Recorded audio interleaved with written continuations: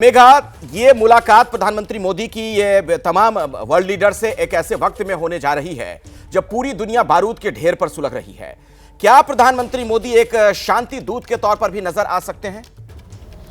देखिए, दो तीन बातें बहुत अहम हैं इस ट्रिप की। प्रधानमंत्री जब अभी यूएस में हैं, जो दो तीन बातें जिस पर गौर करना चाहिए, उसमें पहली ये बात है कि अभी हाल फिलहाल में प्रधानमंत्री यूक्रेन गए थे, यूक्रेन के दौरे पर थे। उसके बाद आपने देखा एनएसए को एक स्पेशल रिस्पॉन्सिबिलिटी दी गई है, मिस्टर डोवल को स्पेशल रिस्पॉन्सिबिलिटी दी गई है। बहुत क्वार्टर्स में देखा जा रहा है जैसे भारत मध्यस्थता करने की कोशिश कर रहा है रशिया और यूक्रेन के बीच में। तो अगर आप वो कहानी को देखो और उसे आगे ले जाने की कोशिश करें तो एक तरीके से आप समझिए कि जब क्वाड की मीटिंग होगी, जब ये शिखर वार्ता होगी, 4 देश बैठेंगे, 3 प्रधानमंत्री, 1 प्रेसिडेंट जब साथ में बैठेंगे, तो उनमें एक एजेंडा ये भी है कि शांति का प्रस्ताव या शांति कैसे बहाल करनी है यूक्रेन में भी और गाजा में भी। ये दोनों तो एजेंडा पर है ही। इसमें भारत का क्या रोल होगा, क्या जो ये पहल भारत ने अभी रिसेंटली करी है एनएसए के थ्रू, वो पहल को भी आगे ले जाने की कोशिश की जाएगी या नहीं, वो एक पहली बात है। दूसरी बात है कि हमें ये भी समझना पड़ेगा कि ये प्रधानमंत्री नरेंद्र मोदी के लिए जब वो एड्रेस करेंगे यूएनजीए, आई थिंक कल होगा वो शायद, the summit of the future, उसमें भी भारत अपना पक्ष रखेगा, भारत क्या कहना चाहता है। क्योंकि मैं अगर आपको प्रधानमंत्री मोदी के पिछले 2 या 3 स्पीचेस याद दिलाऊं जो उन्होंने यूनाइटेड नेशंस जनरल असेंबली में दिए हैं, डिलीवर किए हैं, उसमें भारत बहुत क्रिटिकल रहा है। जो रोल यूएन ने प्ले किया है, चाहे वो टेररिज्म के मामले में हो, चाहे वो इकोनॉमी के मामले में हो, चाहे वो वर्ल्ड हेल्थ के मामले में हो, प्रधानमंत्री मोदी ने कभी अपने शब्दों को रोका नहीं है। जो भारत सोचता है वो बोलते हैं उस मंच पर। तो ये भी सुनना बहुत इंपॉर्टेंट होगा कि इस बार वो क्या कहना चाहते हैं। तीसरी बात आपको कह दूं, किसी ने जिक्र नहीं किया, अभी इलेक्शंस हो रहे हैं 1.5 महीने में यूनाइटेड स्टेट्स ऑफ अमेरिका में। तो आप समझिए कि उस कॉन्टेक्स्ट में प्रधानमंत्री और जो वहां के 2 कैंडिडेट है, एक तरफ कमला हैरिस है, दूसरे तरफ आप प्रेसिडेंट ट्रंप हैं, और प्रेसिडेंट ट्रंप के रिश्ते नरेंद्र मोदी जी के साथ वो जग जाहिर है। मतलब कभी भी उन्होंने, दोनों ने कभी भी रोका नहीं है एक दूसरे के बारे में बताने के कि वो कैसा फील करते हैं एक दूसरे के बारे में। हाल फिलहाल में एक इंटरव्यू थी प्रेसिडेंट ट्रंप की, जब उन्होंने मोदी जी को fantastic man, my good friend बोला। प्रधानमंत्री मोदी हमेशा प्रेसिडेंट ट्रंप को ट्रू फ्रेंड कहते हैं। इन दोनों के बीच में एक मीटिंग होने की बात है, जो कि यहां के फॉरेन सेक्रेटरी ने कंफर्म तो नहीं करी, डिनाई भी नहीं किया। मैंने एम्बेसी में न्यूयॉर्क में भी कई बार बात करी अभी पिछले 2 दिनों में, उन्होंने भी यही कहा है कि शायद मीटिंग हो जाए, अभी कंफर्म नहीं किया जा सकता। लेकिन आप समझिए कॉन्टेक्स्ट ये है कि प्रेसिडेंट ट्रंप को फ्रंट रनर देखा जा रहा है, और फ्रंट रनर जब देखा जा रहा है उस सिचुएशन में ये मुलाकात इंपॉर्टेंट होगी। और प्रेसिडेंट बाइडेन के साथ ये जो आखिरी मुलाकात है, 10 साल की लंबे रिश्ते दोनों के हैं और अच्छे गहरे रिश्ते हैं।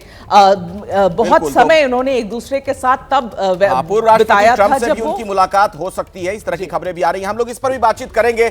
लेकिन जगविंदर, जो सवाल मैं पूछ रहा था बाकी मेहमानों से भी और अपने सहयोगियों से भी, उस पर आपसे भी टिप्पणी मैं चाहूंगा, क्योंकि आप खुद कई बार वॉर जोन में जाते रहे हैं।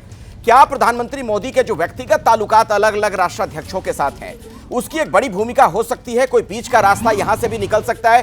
क्योंकि आप देखिए, पिछले दिनों में प्रधानमंत्री रशिया भी गए, पिछले कुछ महीनों में यूक्रेन भी गए। मतलब जो देश लड़ रहे हैं, जो आपस में एक दूसरे के दुश्मन हैं, उनके राष्ट्राध्यक्षों से भी बड़े अच्छे ताल्लुकात हैं प्रधानमंत्री मोदी के।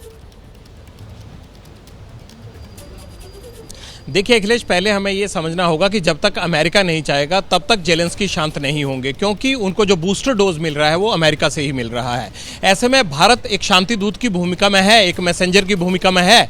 वो चाहे पुतिन से बात करते हैं, चाहे जेलेंस्की से बात करते हैं, चाहे जो बाइडेन से बात करते हैं, लेकिन इसमें जो वेस्ट वर्ल्ड है, क्या वो भारत को क्रेडिट देना चाहेगा? ये इस पर बहुत बड़ा डिपेंड करता है। ये वॉर को शुरू करना या रोकना, आज तक ये बहुत सारी जगह जो है वो अमेरिका ही तय करता आया है। जहां तक आज अब ताज़ा रिलेशंस देखें, चाहे इजराइल के और लेबनान के साथ जो रिलेशन बन रहे हैं, एक तरह से ऐसा लग रहा है कि क्या हम 3य विश्व युद्ध की तरफ बढ़ रहे हैं। तो ऐसे में अमेरिका क्यों साइलेंट है, यूएनओ क्यों साइलेंट है? हाँ, मोदी को जो एक मैसेंजर की भूमिका में रखा गया है, वो अपनी भूमिका निभा रहे हैं। अमेरिका भी आ रहे हैं, जो बाइडेन से भी बात कर रहे हैं। पर हमें यह समझना होगा कि अमेरिका क्या चाहता है। इसीलिए जो इलेक्शंस के बीच में ये जिस तरह से अनरेस्ट चल रहा है वर्ल्ड में, उसे देखते हुए माना ये जा रहा है। और एक बड़ी बड़ी लॉबी है यहाँ की, अमेरिका की, जो ये मानता है, जिसमें भारतीय समुदाय के एक भी बड़े व्यापारी या ट्रेड से जुड़े हुए लोग शामिल हैं, जो चाहते हैं कि अगर डोनाल्ड ट्रंप नवंबर महीने में चुनाव जीतते हैं तो ये सब चीजें शांत हो सकती हैं। और इस चीज को बहुत बड़े स्तर पर यहाँ पर बताया भी जा रहा है। अगर इस चुनाव में हम देखें, जितना मैं समझ पाया हूँ पिछले 3-4 दिन में, भारत जैसे मुद्दे यहाँ भी हावी होने लगे हैं। महंगाई बड़ा मुद्दा है, अनएम्प्लॉयमेंट बड़ा मुद्दा है यहाँ पर।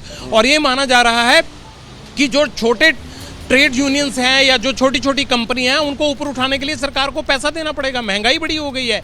यानी भारत में जिस तरह की चीज़ें होती थी, या जैसे उन देशों में मुद्दे होते थे जहां अनएम्प्लॉयमेंट बहुत ज़्यादा है, पॉपुलेशन बहुत ज़्यादा है, अमेरिका जैसे देश में जो सुपर पावर कहता है, यहाँ महंगाई और बेरोजगारी एक बड़ा मुद्दा बन चुका है, इमिग्रेशन एक बड़ा मुद्दा बन चुका है। तो ऐसे में एक स्ट्रांग लीडर चाहिए जो ना सिर्फ देश के मुद्दों को निपटे, बल्कि उसके साथ साथ जो इजराइल में हो रहा है, जो लेबनान में हो रहा है, जो यूक्रेन में हो रहा है, इसे रोकने के लिए ट्रंप को यहां एक बहुत बड़ा वर्ग सपोर्ट कर रहा है।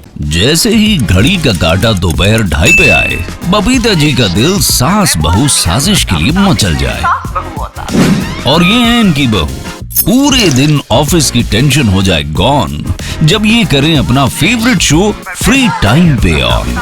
इनकी तरह आप भी देखिए अपना फेवरेट शो अपने टाइम पर और डाउनलोड कीजिए एबीपी लाइव ऐप अपने स्मार्ट टीवी पर।